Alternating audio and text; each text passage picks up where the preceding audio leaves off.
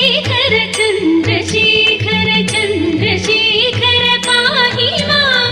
चन्द्रशेखर चन्द्रशेखर चन्द्रशेखर रक्ष मां चन्द्रशेखर चन्द्रशेखर चन्द्रशेखर पाहि मां चन्द्रशेखर चन्द्रशेखर चन्द्रशेखर रक्ष मां रत्नसानुसरासनं रजितात्रिशृङ्गनिकेतनं सिञ्चिनीकृतपन्नगेश्वर मच्युतानलसायकं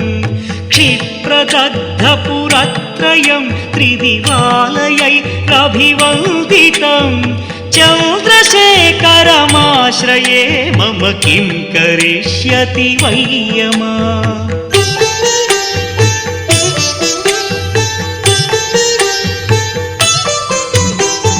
चन्द्रशेखर चन्द्रशेखर चन्द्रशेखर पाहि मां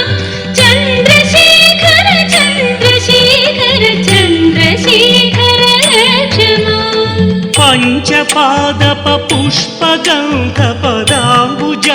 पञ्चपादपपुष्पगन्धपदाम्बुजद्वयशोभितं